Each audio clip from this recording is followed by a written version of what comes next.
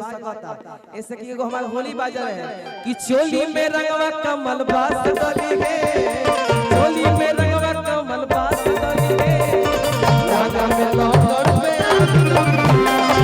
चोली में रंगवा कमल बास डली है,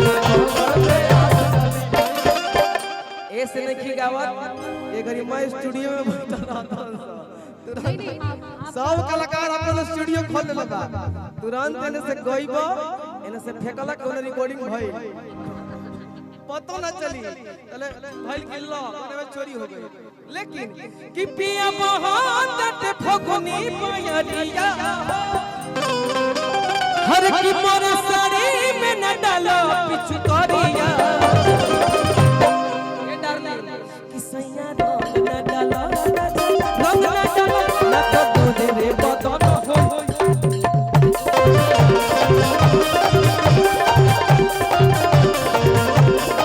सैया रंग न डालो ना तो दूध रे बदन हो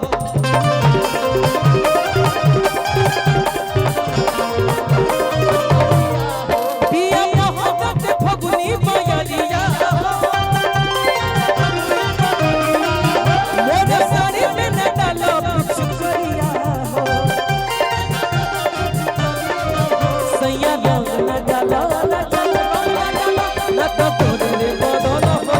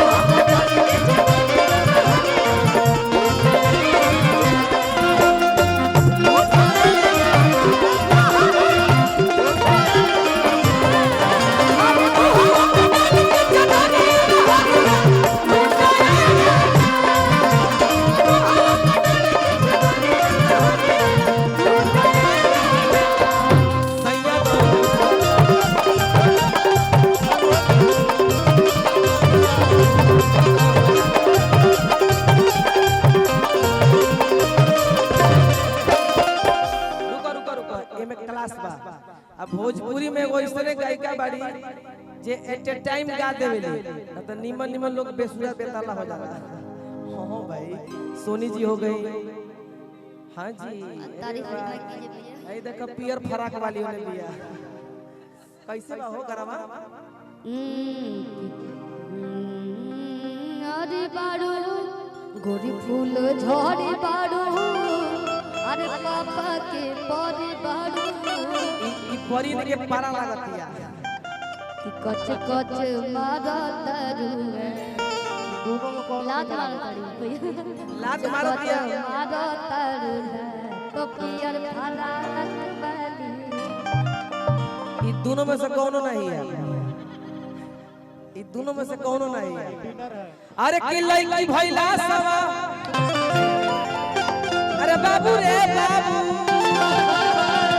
अरे लइकी भइला सवा अरे लइका पर आकाशवा झाला सवा रे सखी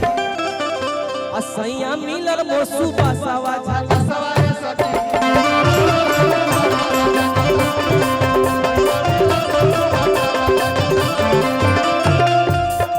लइकी भइला सवा अरे बाबू रे बाबू लइकी भइला सवा रे लइका पर आकाशवा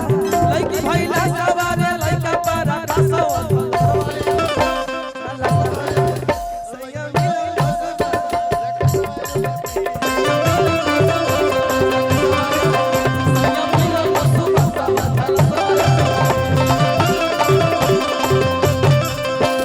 चले लूट हनी अपना के चल